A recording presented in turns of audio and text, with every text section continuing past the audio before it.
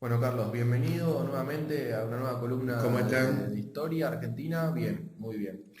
Eh, En esta ocasión, ¿qué nos tiene preparado? digamos que está promediando septiembre y septiembre tiene dos fechas, digamos, una reciente y una tradicional, bastante importante, una es la Noche de los Lápices y la otra es el Día del Educador, que se hace en homenaje a Domingo Faustino Sarmiento, que murió un 11 de septiembre de 1888 en Paraguay, ¿no? El principal educador, o sea, en gran parte digamos, es una figura a veces políticamente muy discutida, pero hay dos o tres aspectos de la figura sarmientina que son indiscutibles, que es el valor de él como escritor, como literato, ¿no? De los cuales tenemos nosotros Facundo, Recuerdos de Provincia, libros realmente, más allá de lo ideológico, con lo que uno pueda acordar o no, la forma que él que tenía de escribir, de describir, de expresarse, es prácticamente insuperable en su época en América, sobre todo en América Latina. Ese sería uno, el educador, y el otro sería la noche de los lápices, ¿no es cierto? De nuestra terrible época de los años 70, que significó quizá uno de los pasos más crueles que dio la dictadura del 76-83 en nuestro país, porque fue castigar, hacer desaparecer y torturar a jóvenes de la escuela secundaria.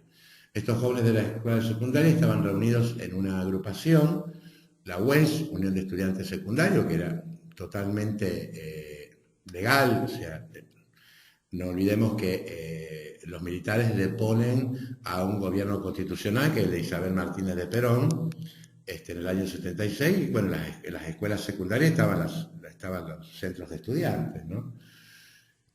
Y lo que reclamaba esta gente, estos jóvenes, era el medio boleto. Algo que hoy todo el mundo tiene. Y aparte que era un reclamo más que justo. La reacción del poder fue reprimir, allanar, secuestrar, torturar y desaparecer jóvenes adolescentes. Particularmente es un tema que me llega, como habíamos hablado antes de comenzar el programa, muy de cerca, porque uno de mis más grandes amigos fue víctima de la Noche de los Lápices, era estudiante del Superior de Comercio. Y bueno, estuvo 2 años desaparecido, en realidad estuvo en jefatura, ¿no? Torturado. Después, cuando legalizaron su situación de preso político, me hace reír, preso político de 17 años, ¿no?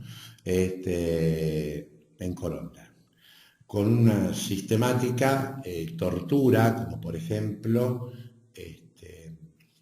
no, los ojos siempre vendados, no permitir que hablaran, no permitir que hicieran nada con las manos. Y yo recuerdo, si me permiten, esto sería más bien historia oral, lo que él ha narrado, muy chicos, que en un determinado momento se llama Adrián Sánchez, yo creo que es un héroe viviente, en este momento vive en Londres. Me acuerdo que él contaba que en determinado momento pensaban que ya habían muerto, porque si a vos te privan de la luz, si dejas de escuchar, si dejas de sentir, si estás mal alimentado, o sea, no te sostenés tampoco bien. Claro, el claro dicho de muerto en vida. Claro, no, y que esa era la muerte, o sea, si los habían matado realmente.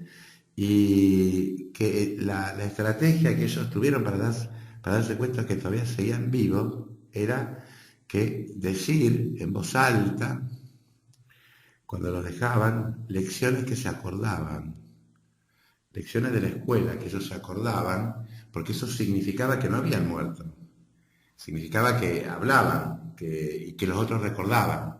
Un muerto ni habla ni recuerda. pero porque en un momento determinado estaban tan quebrados que llegaron a decir, esto será la muerte, ya estamos muertos y será esto, esta ceguera, este silencio, este desvaído terrible. Bueno, con todo lo que eso significa también en las historias personales de cada uno, ¿no? Creo que si bien, digamos, toda la dictadura militar fue un periodo más que nefasto, oprobioso, insultante para la historia argentina, creo que justamente estamos hablando acá hablando en los signos, agarrársela con los adolescentes de la escuela secundaria. Hay que ser muy vil, hay que ser muy cobarde, bueno, todo lo que ellos fueron, ¿no? Viles, cobardes, pésimas personas, un gran desprecio por la vida del otro para poder llevar a cabo la tortura. Voy a contar un episodio de mi amigo, de Adrián Sánchez. Él ha venido ya varias veces a Argentina aquí para los juicios, ¿no? Por los juicios que se hicieron contra los criminales de la dictadura. Él cuenta que era muy delgado, muy flaquito, y que cuando entró para que lo torturasen, el verdugo, al verlo tan chiquito, tan disminuido, le dijo, yo a vos no te puedo pegar, agarrá y tirate contra la pared y gritá y lastimate, porque yo a vos no te puedo pegar. Lo hizo, obviamente. Pasó todo lo que después pasó. En un momento determinado, él viviendo en Londres, trabajaba en Amnesty International,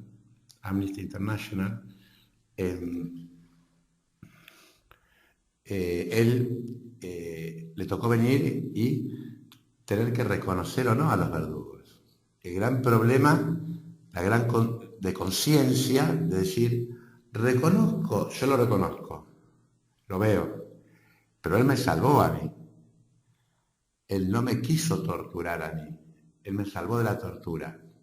Pero prevaleció justamente la cuestión de los principios. A mí no me torturó, pero si estaba ahí, era verdugo. Y lo reconoció, obviamente. Me acuerdo haberlo acompañado en esa instancia y realmente enfrentarse con una cuestión de conciencia, ¿no? Cuenta eso como muchas cosas más. Contaba testimonios realmente escalofriantes, porque también esos testimonios se grabaron en la sensibilidad y en el cerebro, en la memoria de un joven muy tierno, de 16 años. O sea, no es lo mismo pasar determinadas dolores o disgustos o penas de la vida cuando uno ya ha madurado, ¿no? Y le puede hacer frente desde otro lugar, que sin ningún arma, sin ninguna experiencia, con la sensibilidad a flor de piel, como tiene un adolescente, enfrentar la cuestión de la tortura, de la muerte, ¿no? Y de todos modos eso tiene, o tuvo también su feedback, su respuesta histórica, porque yo como lo conozco, porque este joven, o sea, este jovenzuelo, ¿no es cierto?, una vez que salió, etcétera, consciente de su identidad sexual, gay, fue el que inició el primer movimiento en defensa de los derechos de los homosexuales, y yo lo conocí ahí. Él había generado este grupo, lo conocí porque al ser gay también yo me acerqué, y bueno, lo dirigí a él. En ese momento tenía, no sé si tenía 20 o 21 años, con una capacidad increíble, de organización, o sea, cosas que te dan la experiencia, el haber enfrentado ya la dictadura desde el lugar más terrible de la dictadura, que es el secuestro y la tortura. Entonces, obviamente, que se sentía con fuerzas como para decir, ser homosexual, enfrenté lo otro y aquí estoy. Y de verdad que si bien es más joven que yo, no tanto tampoco, lo admiré siempre, lo admiré en todo momento y tiene una gran capacidad de organización, de organizarnos a nosotros. No fue fácil. El primer movimiento, lo llamamos Movimiento de Liberación Homosexual en Rosario. No fue fácil organizarlo, no fue fácil convocar a la gente, no era fácil convocar a los mismos homosexuales porque tenían que asumir su condición de tal para ir a defender nuestros derechos, ¿no? Y bueno, eso ya sería parte de otra parte de la historia que deberíamos contar, lo que hemos tenido que pasar a nivel de insultos, de ofensas, de desprecios, y por todos lados. Justamente, bueno, mi tesis de maestría en historia versa sobre justamente, bueno, cómo nos persiguieron y sobre todo cómo nos perseguían los medios, ¿no? Hegemónicos como por ejemplo diarios como La Capital, etcétera, lo que se decía de nosotros, lo que se nos hacía, pero eso no tiene que ver con septiembre, lo podemos charlar otro día, ¿no? Como parte de la historia de la homosexualidad en Rosario, en sus inicios, y lo que nos costó terriblemente después atravesar el primer escalón, que fue el SIDA. Cuando nosotros estábamos estigmatizados porque parecía que nosotros éramos los únicos portadores y los únicos transmisores en su momento. Entonces, donde se nos veía, se nos insultaba públicamente como los que propagábamos el SIDA, ¿no? Una historia, la charlamos otro día, ¿no? Pero bueno, es una historia muy suculenta, pero forma parte de la historia de nuestro pueblo, de nuestra ciudad también, ¿no? Bueno. Y bueno, eso sería un poquito lo que vimos, lo que deberíamos recordar en septiembre. De verdad, tengo que ser muy sincero y va a hacer una mención sobre estos dos hechos de la efeméride de septiembre, que es la Noche de los Lápices, y el educador Domingo Faustino Sarmiento. Y a lo mejor me fui medio por las ramas, pero es historia. No dije nada más que historia pura y traje, digamos, a partir de mi palabra, el testimonio de un verdadero héroe, que es Adrián Sánchez, y que en este momento vive en Londres, un gran rosarino. Bueno, estamos muy cerca del mes de octubre. Con Carlos Baba, esto es 341 Radio por la 8.